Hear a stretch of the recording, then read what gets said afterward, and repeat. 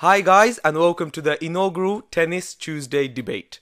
I will be dedicating Tuesdays to talk about interesting and relevant topics from the world of tennis.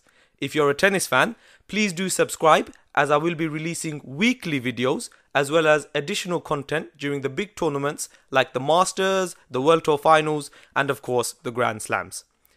After last Sunday's amazing Wimbledon final and Novak Djokovic winning his 16th Grand Slam, I feel the best way to begin this series is by discussing, will Novak Djokovic break Roger Federer's Grand Slam record?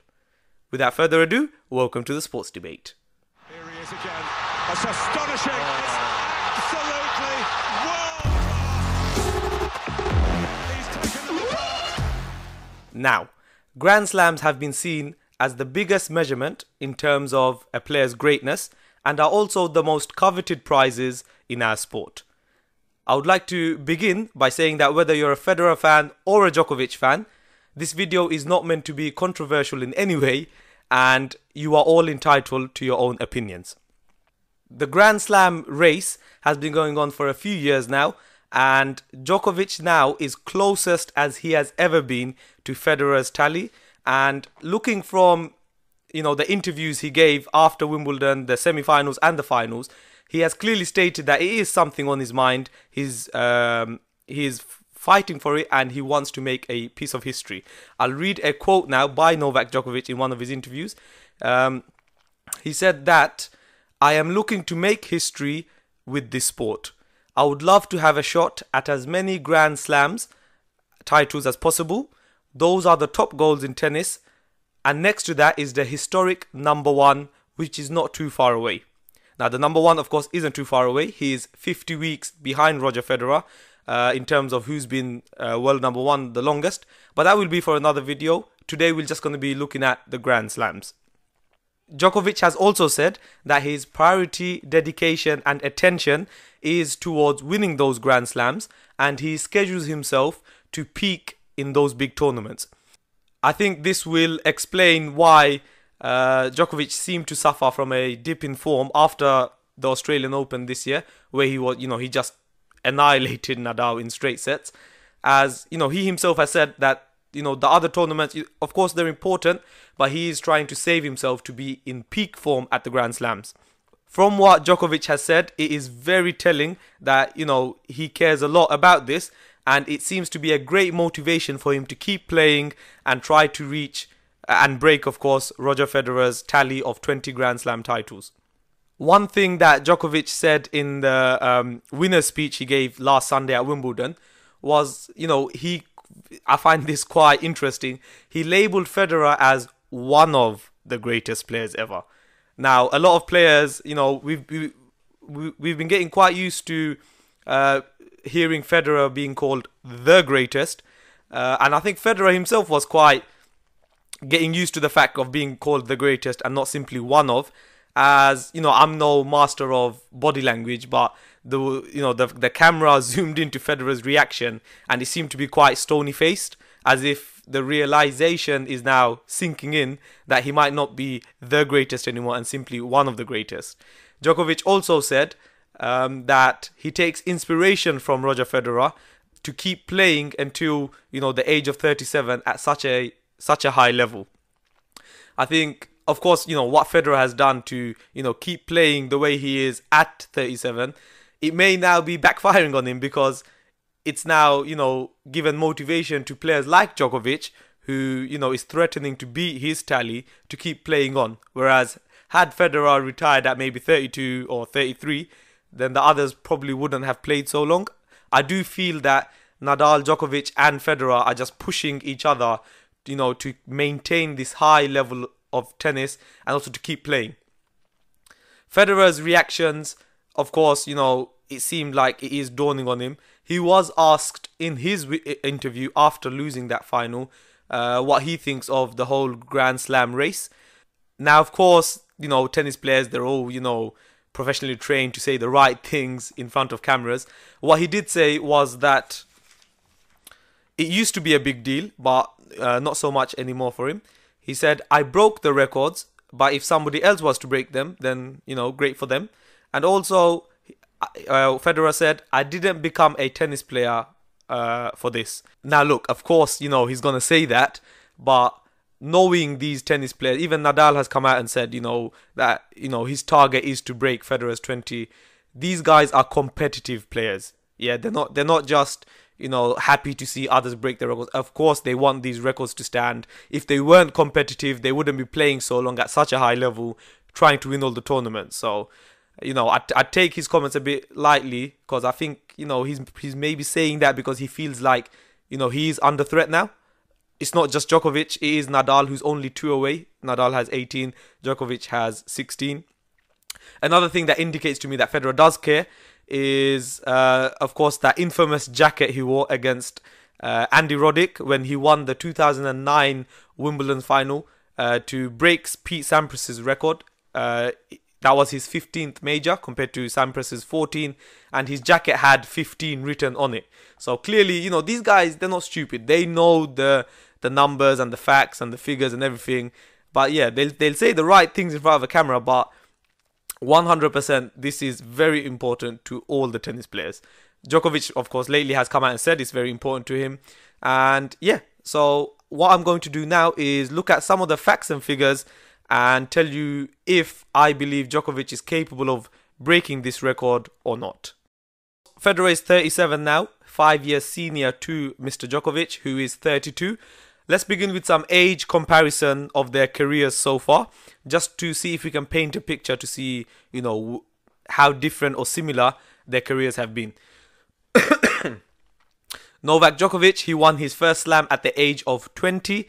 However, this was kind of a one-off because he didn't win his second slam until the age of 23, 3 years later.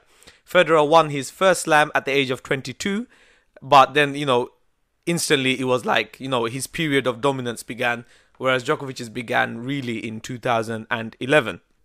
Now, the argument before used to be that, the age of roughly 30 was the cutoff point to where the bulk of your victories come. Of course, with, lately, that seems to have changed. There seems to be no age limits with these guys, with Federer, Nadal or Djokovic. But yeah, let's break it down to, before the age of 30 and after the age of 30.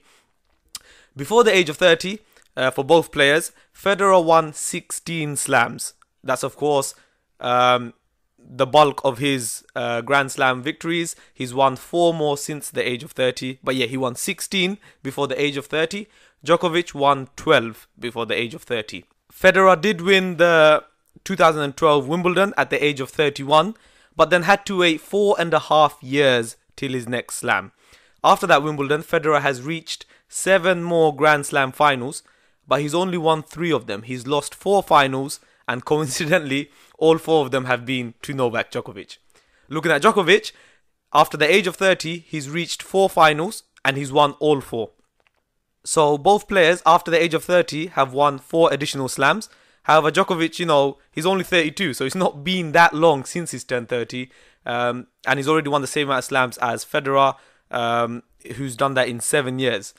Looking at the way Novak is going, he doesn't seem to be slowing down. He has won the last 4 out of 5 Grand Slam tournaments. So, yeah, you'd expect him to win a few more than Roger Federer now.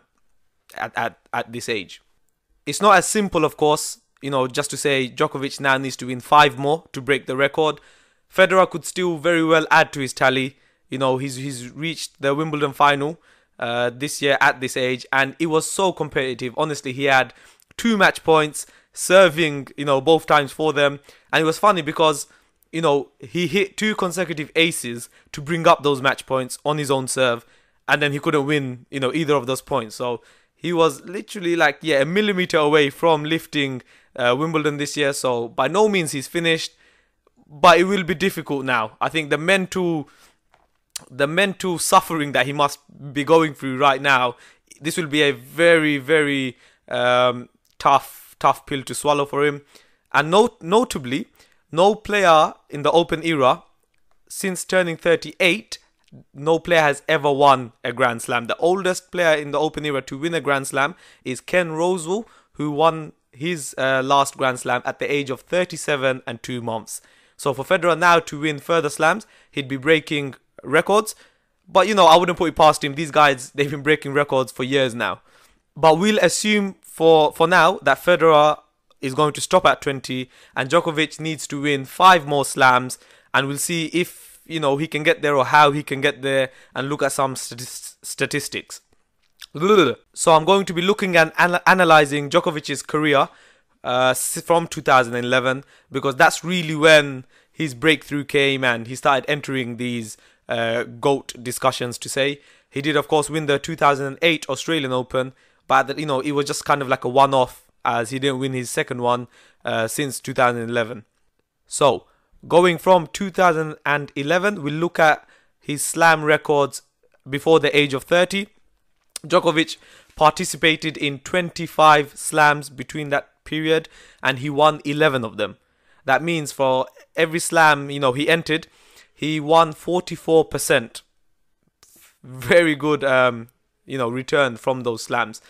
After turning 30, so this starts from the 2017 Australian Open to the present time, Djokovic has taken part in 9 slams and he's won 4 of them. The percentage is 44.4%. So as you can see, you know, age really is just a number. He's not slowed down. If anything, he's increased ever so slightly. But yeah, it stayed level at around the 44% mark. Of course, since turning 30, Djokovic had the injury to his elbow.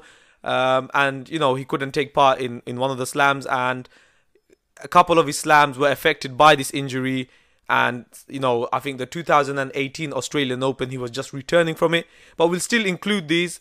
And it's still at 44% in terms of his win record. Djokovic's win percentage in finals has also dramatically increased. So from his first 16, he won, that's Grand Slam finals, that is. He won 8 of them and lost 8 of them. And since then, he's won 8 more Grand Slams, but only lost 1 more final, which was the 2016 US Open final against Stan Wawrinka. Looking, you know, into the future now, so we've probably got around, let's use the numbers they gave. So Djokovic, you know, he's using Federer as inspiration. He wants to keep playing at a high level up to the age of 37 at least. So that's 5 years from now. In that 5 years, we're going to have 20 more Grand Slam events. For Djokovic to pass the 20 set by Federer, that means he has to win 5 Grand Slams in the next, out of the next 20, which means a win percentage of 25%. That is, for me, very doable. It's 1 slam a year. Looking at his current percentage of wins from Grand Slams he's entered, if he carries on at a 44%, 44% win rate, then he's going to win another 9 slams in the next 5 years. However, of course, with age and new players coming up, I don't think he will carry on with the 44%. But, I mean, yeah, like I've said, if he drops down to even, 25%, then he will break Federer's record within 5 years. For me personally, will he break it or not? I think the next 2 years are very crucial. For me, he needs to get very close within the next 2 years. I feel like up until US Open 2020, so that's 5 slams, he needs to win at least 3 of them, and at a bare minimum, he needs to win at least 2. If he wins 3, it takes him to 19, and then I feel, he will have a great shot. And yeah, he needs to win at least 3, I believe. One fun fact for you guys for this coming US Open is that in terms of decades, this is the last Grand Slam of this, 2010 decade. The record number of Grand Slams won by an individual in any, in a decade, so the 2000s or the 1990s or the 1980s and so on, the record is currently shared between Roger Federer, who won 15 slams between 2000 and 2009, and Novak Djokovic, who's also won 15 slams between 2010 and 2019. The last slam in this decade is, of course, the US Open, and if Djokovic wins it, that will be Grand Slam number 16. Anything after that will, of course, count towards the next decade, so that could be a little milestone and a little record for Novak Djokovic to have to try and go for the 2019 US Open. So yeah, looking at the stats, I personally believe Djokovic will break the Grand Slam tally by Roger Federer. I mean, looking at the stats and the percentages, it does seem likely. But I must stress to you guys that, of course, with sports, anything can happen. Djokovic could fall down the stairs tomorrow, break his leg, and then never come back to be the same. And yeah, Federer can quite easily win a couple more Grand Slams. I mean, he almost won Sunday, which would have put him 6 ahead instead of 4 ahead. The big period for me, if Djokovic does not break the record, it's between, it's after he won the Noel Slam in, at the 2012 French Open. And after that, he seemed to have a dip. So if you look at it, exactly after he won that French Open, he was 5 behind Federer and 2 behind Nadal. 3 years forward, he's still 2 behind Nadal and only lowered the gap by 1 to Federer. So if he isn't to make it, I think that period is quite crucial. Of course, he had the injury, and then he also, he said that he had some mental fatigue, and he had to get his mind sorted onto what he wants. But it looks like this version of Djokovic, he's very focused. He's trying to peak for the Grand Slam tournaments. And yeah, he said it himself. He wants that history. He wants the #1 record. He wants the Grand Slam record. And yeah, we have a very exciting US Open coming up. I'll be releasing a lot of content and build up to that tournament. Let me know what you think. Do you think he will break the record by Federer, or do you think that, it's safe? Do you think Federer is going to add to his tally? Please do leave a comment below. I do respond to all comments, and it'd be great to have debates with you guys. If you have any ideas or suggestions for future topics for me to discuss and, get some stats and figures out, please do also leave a comment for that.